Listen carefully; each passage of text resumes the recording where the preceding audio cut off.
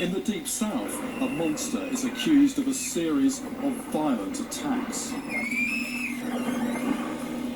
A creature as deadly as a shark and as big as a gator is blamed.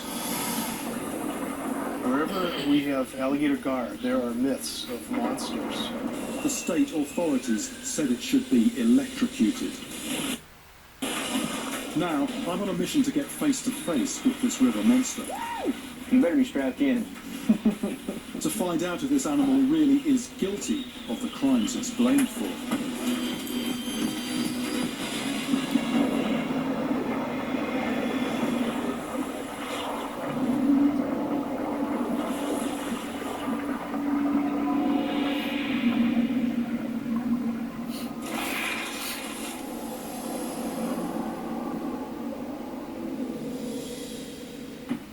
I'm Jeremy Wade, a fisherman and a biologist with a passion for freshwater giants.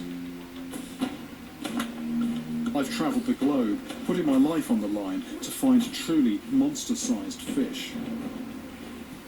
It's become something of an obsession for me to get into really remote parts of the world and to find the animals that nobody else can. But the creatures I hunt and find are not just monsters in size, but in attitude too. And now I'm on the trail of one that has a reputation for attacking humans. I've heard some alarming stories of this creature over many years, but I've never seen one in the flesh. It's the alligator gar, a truly prehistoric monster. There are 5 species of gar that inhabit the United States. All gar are ancient fish. They've existed on Earth for over 100 million years. Their survival is in part because of their unique defense system, scales made from a super hard enamel called ganoin. This armor plating has seen them survive predatory dinosaurs. The alligator gar, however, is in a class apart. Named for the profile of its snout, it's the largest of all gar, reaching some 10 feet in length and weighing over 365 pounds. It has a further defining characteristic, a double row of dagger-pointed teeth along the length of the upper jaw. But these attributes have not been enough to defend it against a more modern threat, man. Before 1930, their range extended beyond American borders. But the impact of people means that now they're not found above the boot heel of Missouri and Tennessee. Alligator gar stand accused of savage attacks on humans. I've trawled the archives, and all the attacks I've come across are concentrated in the Deep South.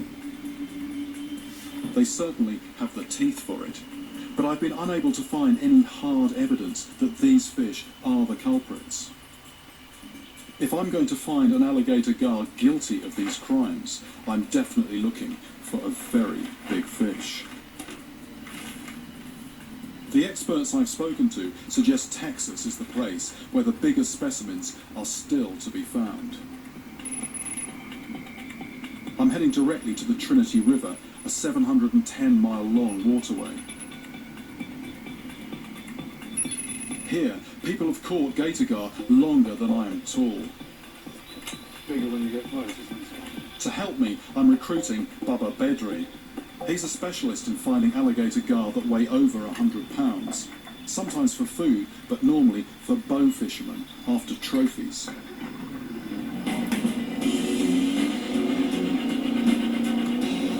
But I'm not planning to catch a fish for a trophy. I want to find out if this creature has committed the crimes it's accused of. Bubba is taking me straight to a section of the Trinity that he believes holds the best hope of finding large gar.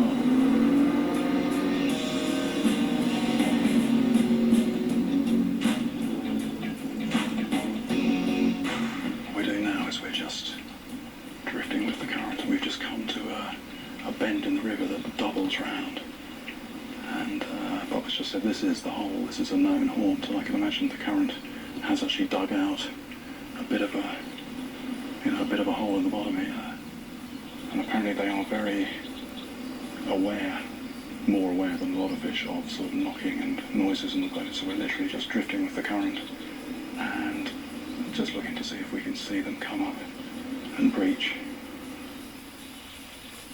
Gar have a swim bladder that works like a lung, an adaptation that helps them survive in oxygen-poor backwaters and creeks. However, this brings them up to the surface to breathe. It's a chink in their armour, giving away their presence. Oh yes. So they're just coming up and gulping air and going down. Yeah, that fish there is mad. I was He going to knows say. we're here. Yeah, exactly. Do you know? When he splashes hard like Yeah. that, it's, I guess assumed to Yeah. spook us all. Yeah, I've come across exactly the same thing in the Amazon. There's a fish there that comes up and gulps air, and if they do it gently, they don't know you're there. If they're like that, you think, oh, that's a good fish, but it's actually getting up and going down as quickly as they can. So it's the same behaviour. The rivers here have murky water. With visibility limited, gar use a band of highly sensitive vibration receptors along their body called the lateral line. This enables them to locate prey and predators. To avoid detection, we decide to abandon the boat and fish from the shore. I'm still experimenting with baits, and I'm going to start off using a treble hook, standard issue for big predatory fish. Although the water's muddy, I've seen several come and break the surface, so I know they're here. I know they're a fish of 100 pounds plus, you know, within 25-yard radius of my bait. You know, that's quite a feeling.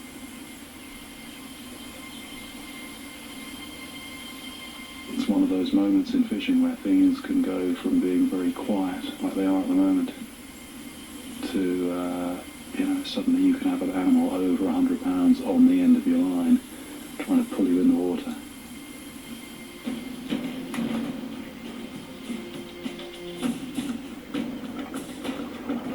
But if that is a monster gator gar in these Texan waters, it's not giving itself up easily.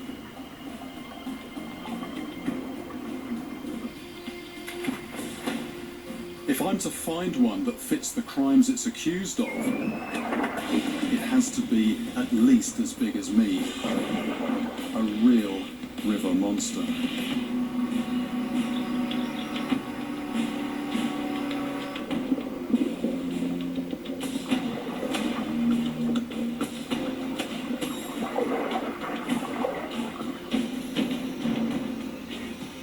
At Lake Livingstone on the Trinity River in Texas, I seek out legendary fisherman Bobby Fly for some clues on how to find a giant specimen. He caught one 7 feet long that put him in the Hall of Fame, and he believes there are still big gar around on the Trinity. You ain't got to move your boat 100 yards, one way or the other, to catch good garfish right there. Now, I have seen one 14 foot long down there. Dogfish. Oh, really? And I was tied up in the top of a willow tree with a 14-foot flat bottom, and this bad boy come right up beside me and just surfaced right there. And I seen the front of my boat and the back of my boat, and I seen fish all the way. So I immediately pulled up the slack, undone my rope, and went on to the house. I didn't hang around. But this sighting was in 1987, and his record catch was landed in 1991. Other anglers have pulled out large specimens, but no fish over 8.5 feet in length has been caught in the last decade. The big question is, are there still any gar left large enough to commit the attacks they're accused of? And if so, how will I catch one? That's interesting. It's a big, fierce... Bobby Fly caught his giant using a bait of a carp-like fish called a buffalo. And how did you prepare the buffalo to... Okay, you take the buffalo, you want a nice one about, 5-10 pounds. Then you take a mallet and beat him up. Like a hammer. A mallet. Yeah, Well, yeah. a little baseball bat's what we use. Yeah. And you just whoop on him real good. Yeah. And then you take your claws, your fingernails, and you just get his tail and you just strip the fins off. Yeah. And then you cut him up in little bitty squares, like 1/4-inch squares. Right, okay. And the blood, the reason why you beat on the fish with a mallet Yeah. is to get that blood all into the meat. See, because that's what they're smelling when out there. Yeah, They want that blood. Just put it on that hook and throw it up there. That's all very interesting. All I've got to do now is go out and try and get something similar size. Something close to that will make me happy. I think I'll be. Well, you will. You will. There's some big ones out there. Yeah. You go down there where I told you to go. You'll be all right. Bobby Fly's optimism about the size of these fish is ringing in my ears. But I'm still unsure whether this fish is as aggressive as its reputation suggests. I've heard many stories of these fish attacking humans, but one particular incident sticks in my mind. A really gruesome report from the neighboring state, Louisiana.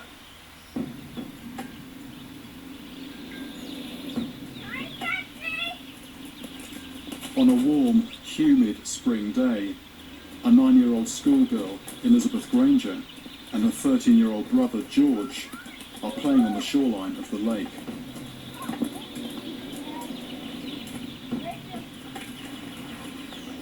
Not fair, you always win. Elizabeth, only a few feet away from her brother, dangles her feet in the water. Always win, always do.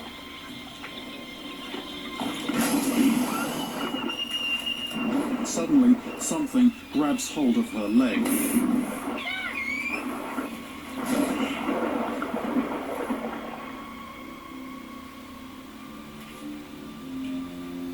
Dr. Robert B. Payne has worked as a physician for almost 40 years. But he has never seen wounds like this. What have we here? My goodness.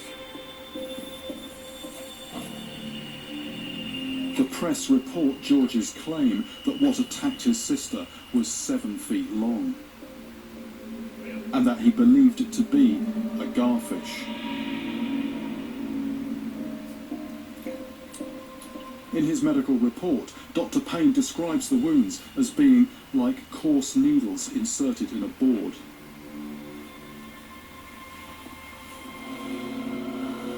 A wave of paranoia soon follows, and the alligator gar is held accountable for many similar attacks.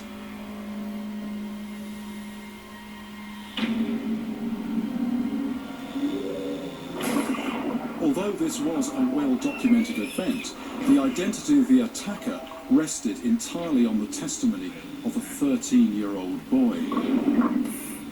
But was an alligator gar really the culprit? Or, with its threatening prehistoric appearance, was it just an obvious scapegoat? I turn to Mark Spitzer, an expert on the gar. You've got a sort of an inch thick or so. Yeah. Is that what you... is that the sort of the official gar history as far as you've... Well, this is my gar history. I've been intensely researching gar for the last few years, and all over the country, wherever we have alligator gar, there are myths of monsters. And these fish were the fishes of nightmares, and so, one rumor that was created was that these fish eat twice their weight in a day, and stuff like that, and that they attack human beings. So, were there lots of stories of that kind of nature? There was an article that appeared in the New Orleans newspaper called "Alligator Gar More Dangerous Than So-Called Man-Eater Shark." And this is a copy of the article.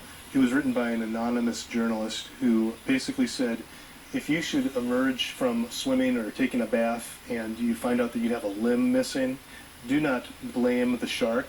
It is probably the alligator gar that did it. It's where does the fact end and the imagination and sort of fantasy start? The gar can certainly grow to a large size, and it has a ferocious armory of teeth. But does this prove an inclination to attack humans? Is it a natural-born killer?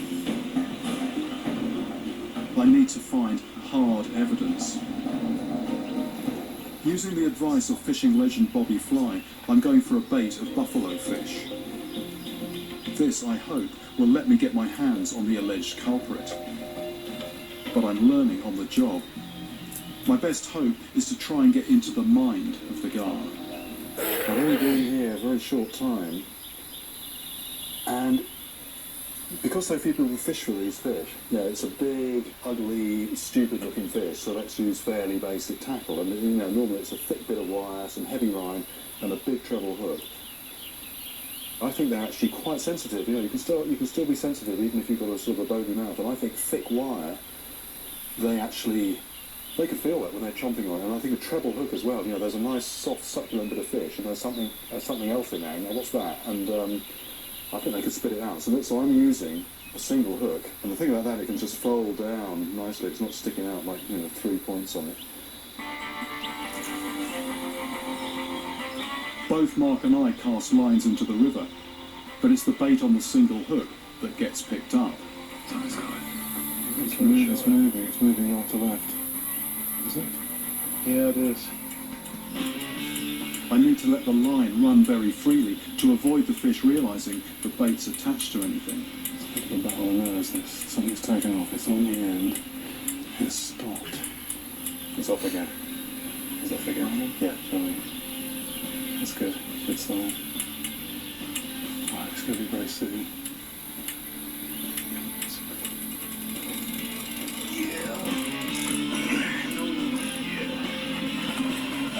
Oh, I think it's off. No. It's coming toward us. That's a small... What's it? Is it a turtle or is it a small fish? It's coming It's a little guy. Is it a needle nose? Look at that greedy thing. That greedy thing. Ah! This gator gar has eyes bigger than its stomach. But at 3 feet long is a chance for me to test whether these fish have an aggressive character. Right. They grow at 18 inches their first year, so it's probably between a year and 2. That tongue's interesting, isn't it? Yeah. There's 2 rows of teeth on the top. These teeth are 3/8 of an inch long, a quarter of the length of those of a fully grown gator gar.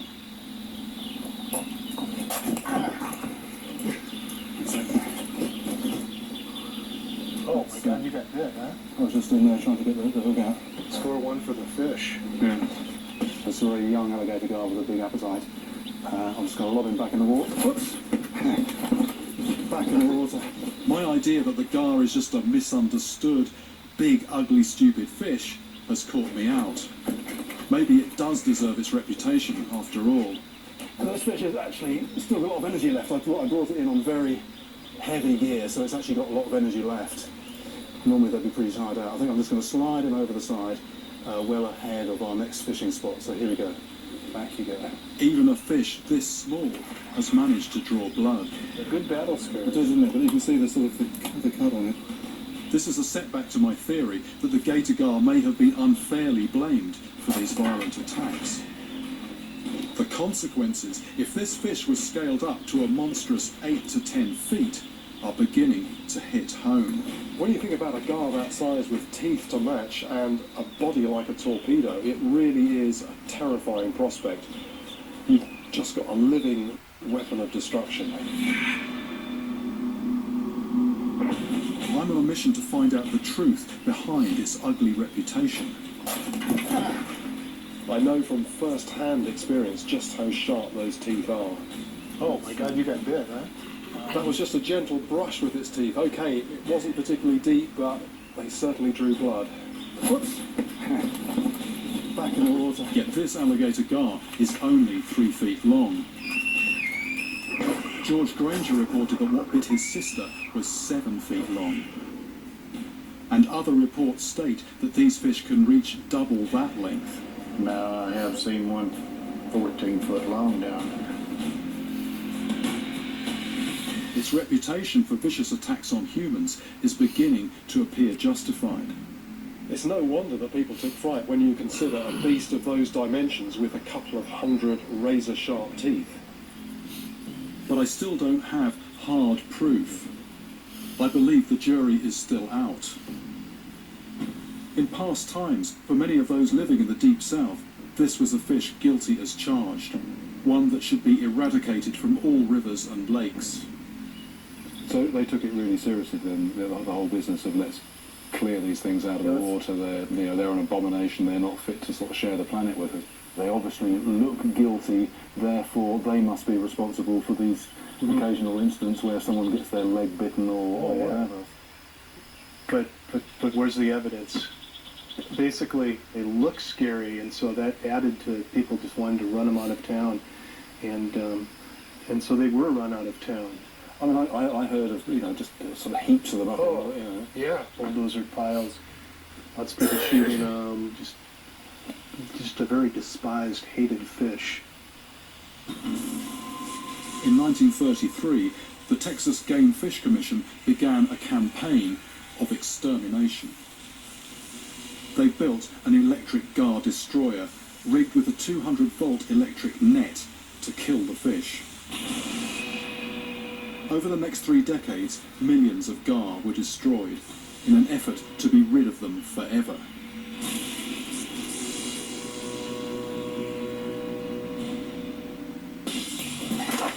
Perhaps the prejudice that the alligator gar has always suffered explains the extreme fishing methods used to catch them today.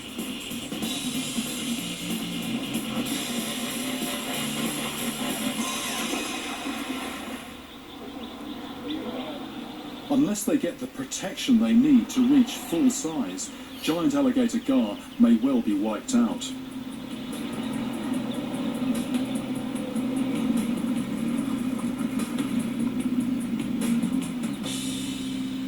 Now, in Texas, for the first time, the Parks and Wildlife authorities are trying to work out what the cost has been to the gar population.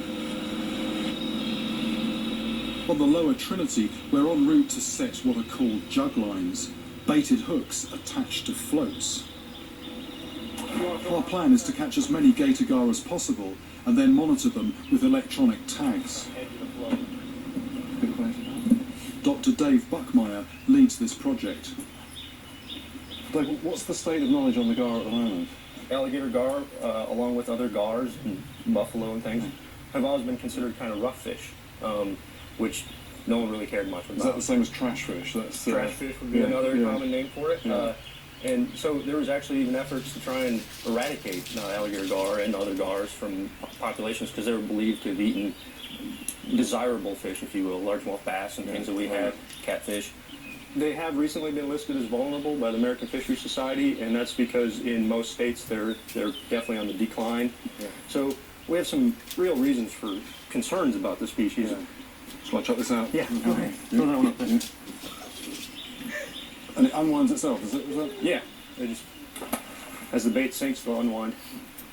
And then that lies on the bottom. Right. That lies on the bottom, and when the gar come up to feed, they'll kind of comb the bottom, pick up the bait, and usually run with it for 15-20 minutes. And after we're confident they've swallowed it, they'll pick up the bait. It's spinning nicely there. Oh, it looks like it's going to be. Not much research has yet been done, but it's thought few gator gar reach their maximum lifespan of 60 years. As we move on to set more lines, there's a call from the opposite bank of the river. We've actually just put out some jug lines and nets, but some local guys here, they've got a trot line out, a line going across the river with hooks at intervals, and they've just pulled a small guy out on that. So the first fish actually now is going to be tagged, and then all the measurements taken.